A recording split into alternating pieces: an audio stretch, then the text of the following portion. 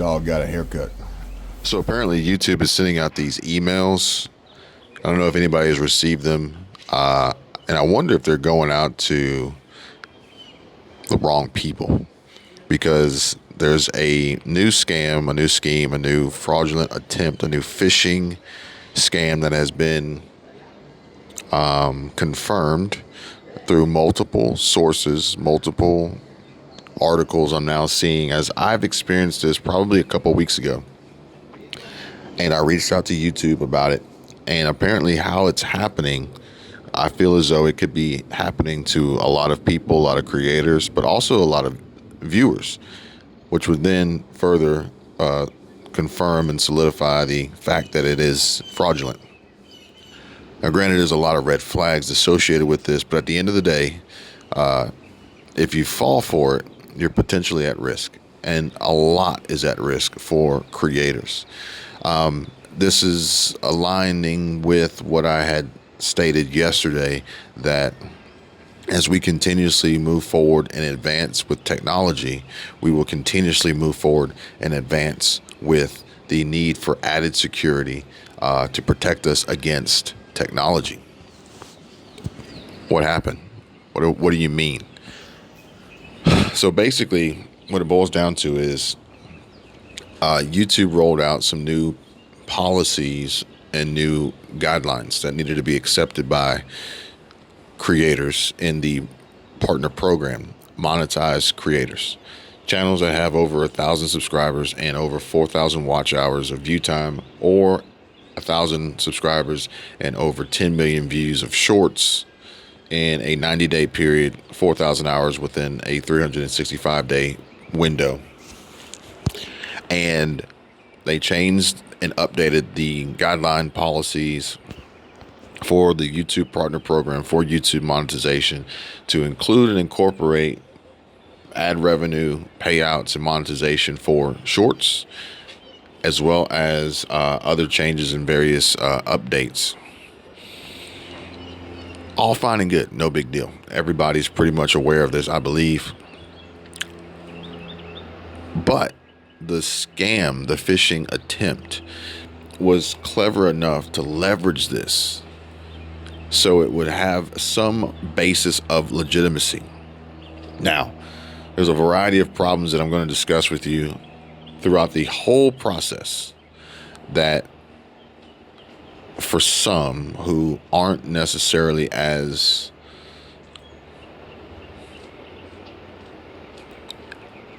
intrigued as I am to investigate, to not only confirm my suspicion, but also find the source and work on ways to prevent it from happening, they would be taken and ultimately taken in a way where they would more than likely introduce a virus to their computer and or their smartphone device, while also divulging tons of personal identifying information. And if you are a creator, this would mean having access to your channels, and AdSense, which is how you get paid. It could be very, very detrimental. Financial impacts, economic impacts, income impacts. It could literally wipe people out. However, the email, I'm recalling this from memory. I'll throw up some screenshots so you guys can see it. Comes through and says, you need to update, you need to accept these new terms and policies. Otherwise, you're going to lose monetization in 30 days or 7 days or whatever it was. It didn't make sense. One, I had already completed this new acceptance of the guidelines, and it showed that in my YouTube studio analytics. Two, YouTube never sends emails like this. They don't. They don't send emails like this. They don't ask you to, download a file. They don't ask you to do all this other stuff. Three, Sundar Pichai never, in my opinion, should never be sending emails to YouTube creators unless it's specifically a Google related email, not YouTube. But they use Sundar Pichai because it's a familiar name. opposed to Susan, or I think it's Neil. Susan was the CEO of YouTube who stepped down, and I think it's Neil or Nate who's taken over. But I think Sundar is a much more noticeable name. So there's a lot of red flags here. The other being the video link that they sent that I was able to access securely takes you to a YouTube video of Sundar. And in my opinion, I think the video was a hoax. I think the video was actually created with a virtual avatar using this new OpenAI software and other Dolly type software and AI generating virtual avatar tools. I think it was a completely fake video of what resembled Sundar Pichai, but he didn't actually make it, is my opinion. Then you look at the date that the channel was created, the other videos on the channel, the playlist on the channel. It was clearly obvious that this was a scam. It had nothing to do with YouTube. But the kicker was that it came from YouTube. It didn't come from a bogus, crazy email domain at .cz or something like that. It came directly from YouTube. I confirmed it by checking numerous other emails from YouTube that I know are legitimate. Same domain. Same exact domain. Now I'm worried. Not so much about me and my channels and everything like that, but I'm worried that this is a big problem within YouTube. And my initial gut reaction was either someone hacked YouTube's domain server, or it was an employee, maybe unhappy, disgruntled employee, using their ability to send emails from within YouTube to potentially scam people before they quit, before they got fired, laid off, terminated. But I'm not 100% sure at this moment in time when this was happening. So I take screenshots and I share this information with YouTube through a chat support so I can share the screenshots and get some form of answers to these questions. And quite possibly the biggest problem with it all was, and you guys can see some of the back and forth on the screen, the YouTube customer service representative immediately told me that it is 100% legit. It's a real email from YouTube and I can trust it.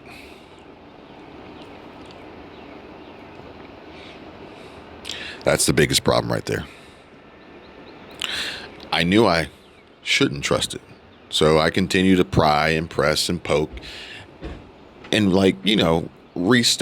re-ask the questions in different ways. And are you sure? Are you sure? I was at a establishment the other day, a little sidebar, okay? And the employee at the establishment was helping with a purchase, and she says, I run this store. I said, okay, cool. No big deal. I'm intrigued. I'm curious. I want to know more. Therefore, I asked and said, what do your daily sales look like? What does it take to be successful and profitable in this business? She goes, whoa. I don't know. I was like, oh, do you own this? She goes, no, I don't own it. I just run it. I was like, well, what's your break even? Like, you got overhead, you got employees, you got expenses, I don't know. I just know what we sell stuff for, and that's it. I said, I was like, do you have any daily targets, any daily goals, any volume goals, any revenue goals? I don't know. I have no clue. Therefore, in my opinion, you don't really run it. You work there. And whoever hired you, assuming that you run it, is, in my opinion, sadly mistaken, because whoever's running my business, I want them to know each and every single facet and component of it to make sure it's successful. And this is a widespread problem with our labor force today, which is why businesses will fail, because their staff has no clue what it takes to survive, nor do they care. As long as they get their check on Friday or whatever day of the week it is, they get their check and their bank actually processes it and lets their direct deposit go through, they don't care. Ironically, at the same time, this was while we were experiencing another situation with another company and another group of employees who completely ignored their job description, their duties, what allows them to operate and function as a business, and a delivery was made and ignored because they didn't want to do the work to, tear down the pallet, put things up where they're supposed to go. This is what you call friends helping friends. When one can't make it to their store and you're walking by and you see they have a delivery, you offer to help them put it up so that the girls working don't have to do it. It was actually supposed to show up tomorrow. Oh, it showed up a day early. Well, better a day early than a day late. I think so. If it would have been here on time, Justin would have handled it. Yeah, that's true. But since it's here early, we're going to help out because that is what friends do. Okay. All right, so the first package slip was actually just a bill of lading from the Averett LTL carrier, but this is probably the actual packing slip. So key here is not just receiving the delivery, but actually making sure that what you ordered is on the delivery. But as employees who get paid a wage and have no skin in the game, they don't care.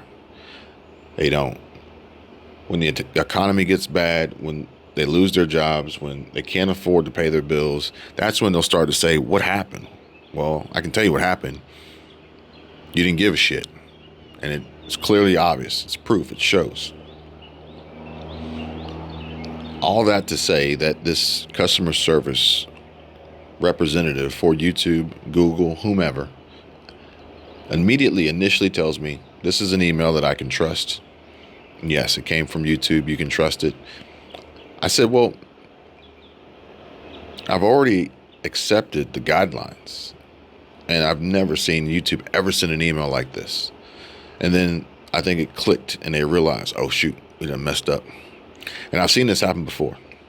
Corey Kenshin actually shared an experience with YouTube where you can tell the moment of which they said, oh, crap, we messed up. Slightly different situation and experience for him, but at the end of the day, these are customer service representatives. These are employees of the company representing the company and directing and guiding us on how to proceed, yet they don't know, and odds are they don't care. And we will be the ones to suffer, not them, initially. Granted, if enough of us suffer, then the platform dies and then they lose their jobs. So eventually it would trickle down to them. But today, or at least that day, they don't care.